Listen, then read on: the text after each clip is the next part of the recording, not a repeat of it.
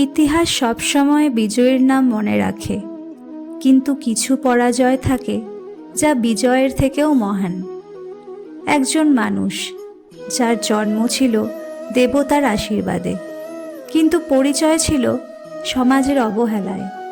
যাকে বলা হয়েছিল তুমি যোগ্য নও স্বপ্ন দেখার জন্য, তবুও সে স্বপ্ন দেখেছিল, লড়েছিল এবং শেষ পর্যন্ত হয়ে উঠেছিল দানবীর কর্ণ। এই গল্প কেবল মহাভারতের নয়, এই গল্প তাদের জন্য যাদের জীবন বারবার অপমান করেছে কিন্তু আত্মসম্মান কেড়ে নিতে পারেনি। আজকের এই ভিডিওতে জানব কর্ণের জীবন থেকে এমন কিছু শিক্ষা যা আপনার লড়াইকে বদলে দিতে পারে। মহাভারতের ইতিহাসে অনেক বীরের নাম স্বর্ণাক্ষরে লেখা আছে, কিন্তু যার জীবন আমাদের শেখায় পরিস্থিতি নয়, মানসিকতাই মানুষের আসল পরিচয়, তিনি হলেন কর্ণ। কর্ণের জন্ম হয়েছিল কুন্তির গর্ভে সূর্যদেবের আশীর্বাদে, কিন্তু সমাজের ভয় আর লোকলজ্জার কারণে কুন্তি সেই শিশুকে পরিত্যাগ করতে বাধ্য হন। নবজাতক কর্ণকে একটি ঝুড়িতে রেখে ভাসিয়ে দেওয়া হয় গঙ্গার জলে। একজন সাধারণ রথচালক অধিরথ ও তার স্ত্রী রাধা সেই শিশুকে উদ্ধার করে লালন পালন করেন।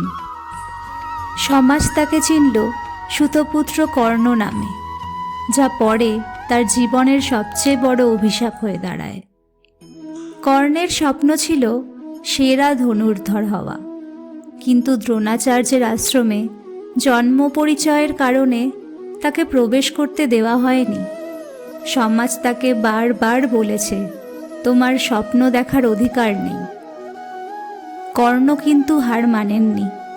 তিনি পরশুরামের কাছে গিয়ে নিজেকে ব্রাহ্মণ পরিচয় দিয়ে বিদ্যা অর্জন করেন।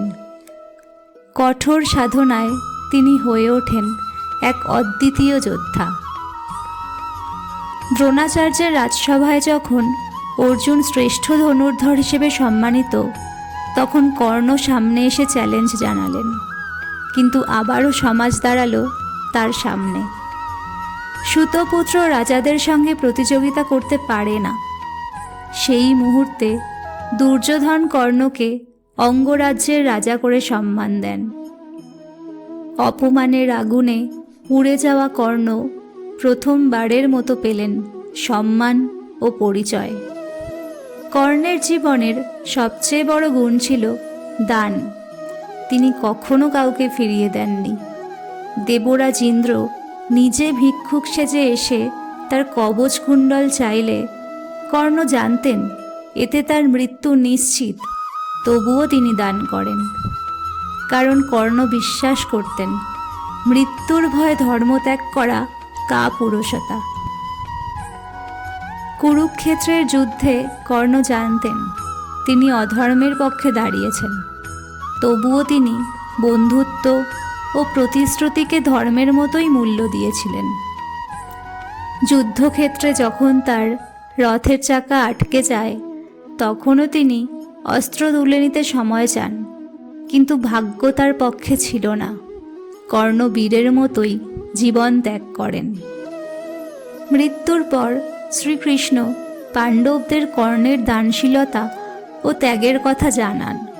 তখন সবাই বুঝতে পারে যাকে তারা অবহেলা করেছিল তিনিই ছিলেন সবচেয়ে মহান। কর্ণ আমাদের শিখিয়ে যান জীবনের সবচেয়ে বড় যুদ্ধটা বাইরের নয়, বরং নিজের ভাগ্যের সঙ্গে। যে মানুষটা জন্মের দোষে অপমানিত হয়েছিলেন, সে মানুষটাই কর্মের জোরে অমর হয়ে গেছেন ইতিহাসে। আজ হয়তো আপনি অবহেলিত, হয়তো কেউ আপনার যোগ্যতাকে স্বীকার করছে না, কিন্তু মনে রাখবেন সময় বদলায়, ইতিহাস বদলায়, কিন্তু সত্যিকারের বীর কখনো হারায় না। যদি এই গল্প আপনাকে এক মুহূর্তের জন্য শক্তি দিয়ে থাকে, তাহলে এই ভিডিওটি শেয়ার করুন আর সাবস্ক্রাইব করুন আমাদের চ্যানেলকে, কারণ এখানে শুধু গল্প নয়, তৈরি হয় নতুন সাহস। আবার দেখা হবে আরেকটি অনুপ্রেরণার গল্প নিয়ে। নমস্কার।